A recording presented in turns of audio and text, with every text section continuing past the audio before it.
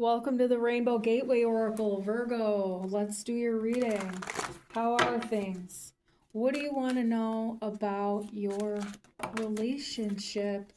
Let's see what comes out in the cards here. This is a time in life where we're going to see the Death card pop out of here. And I want you to know that Scorpio energy is all around you. And you might even be a Scorpio here and have Virgo placements. The reason I do Virgo readings right now is one, because I'm a Virgo myself, and I'm just getting started on the channel. Eventually I will do all the zodiacs, but this is just where we're starting out here, and we're just giving a ode to our own sun sign. Now there are readings for sale. I am a psychic channeler. Check it out in the description box. And you can email me for $100 off. Just let me know. Now, we had the Fool at the bottom of the deck that wants to talk to you. And we also had the King of Wands here. Now, this sword here, Ace of Swords, is an idea that you had a long time ago that you got from a friend you were talking to.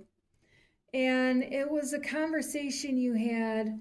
And it's something that, like, it's a bit of nostalgia. It's in the back of your head. You barely remember it, but it's there. And this idea has been, like, simmering for a long time. It's in your consciousness, but it's really in the background. Your mind wants to grab it and bring it forward. So take a deep breath.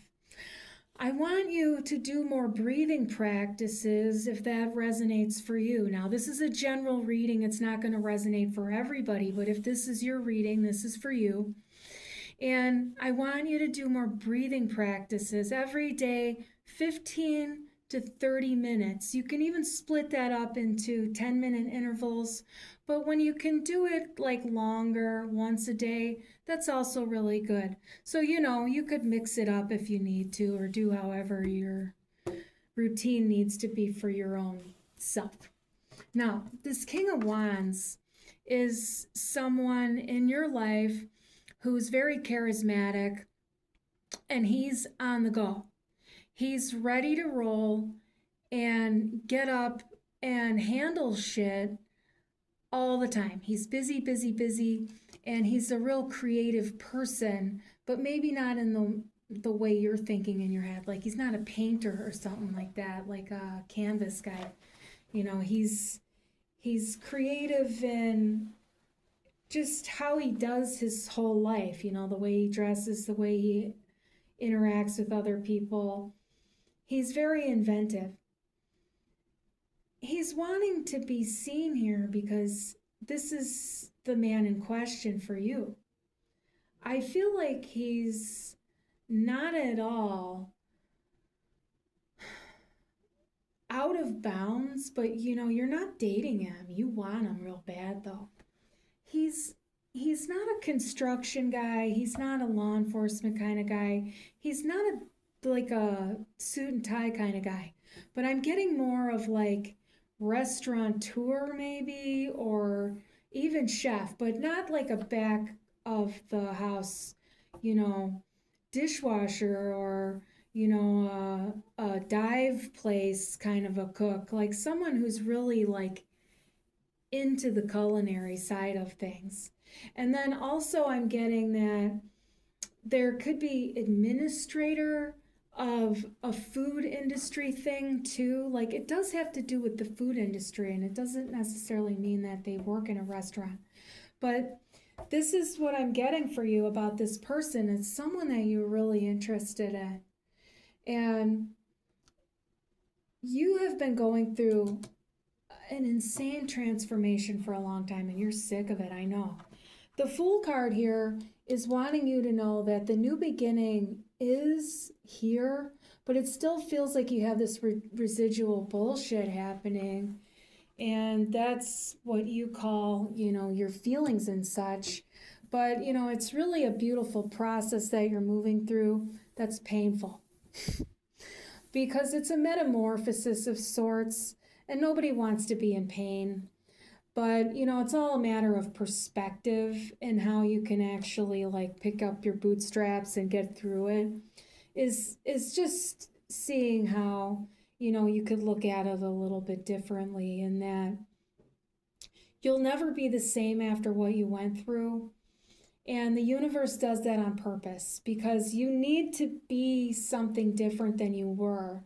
Because what you were is still what you are now, but there's stuff that was like left behind that wasn't really a part of you. It was the stuff people tried to put on you. It was the stuff that you thought you had to be in order to be liked, the stuff you thought you had to be in order to be accepted.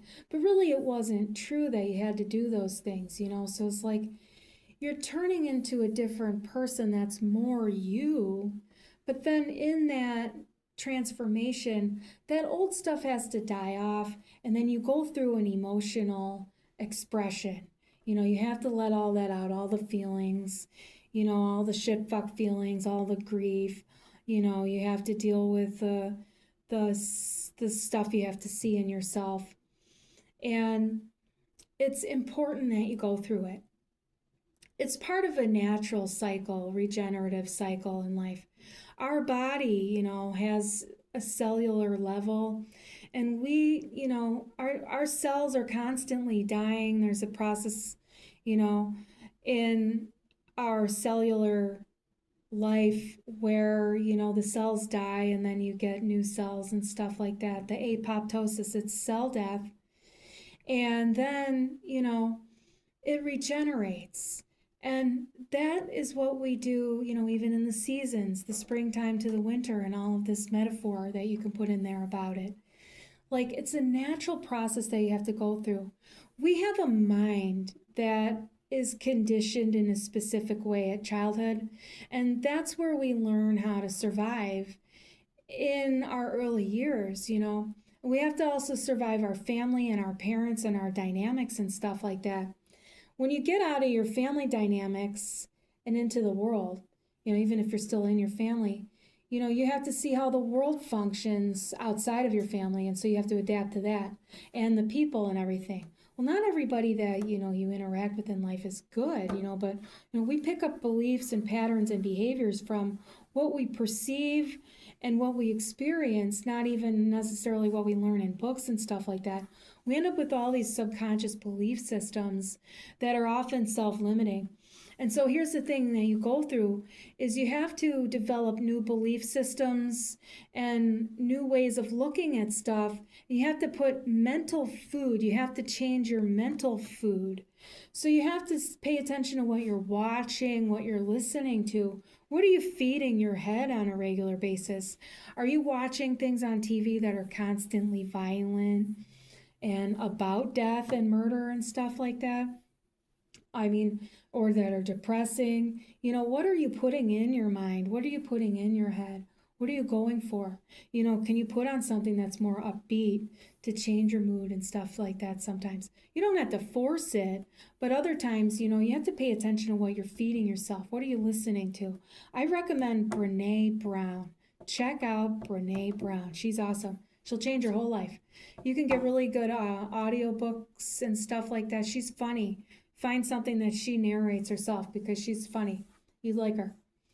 Anyway, this is the time that you're ready to, finally embark on that different pathway that you've been talking to yourself about. Let's get up and do that.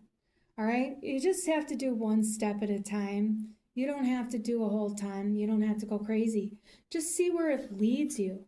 Just take one step, and then another day take another step, and then another day take another step. It's not always easy to do because it's an unknown pathway. You don't know where you're going to end up. But, listen to your intuition all the time. Follow the signs and synchronicities, and you can't lose. And sometimes the universe can create a circumstance for you, and it gets you a setup. And then, during that setup, something shitty might happen to you, but it's through that shitty thing that it takes you to this other thing that takes you to the other thing that also helps you see something about these people over here maybe that weren't good for you, maybe you weren't being good to yourself. You know, there's always a lesson in it, and then you get like a better thing. The universe always wants to bring you better, even if sometimes you have to go through, you know, some shit to get there. All right, you have to take the road less traveled. You know, sometimes, you know, you have to like jump over a big gap, you know, on the pathway on an adventure. You know, you have to figure out how to cross the rushing river and shit like that because you're on this path. Meanwhile, everybody else is down on the road with no problem to get there, but you know, you have to like, you know, catapult and stuff downtown. And you know, that's what you have to do sometimes.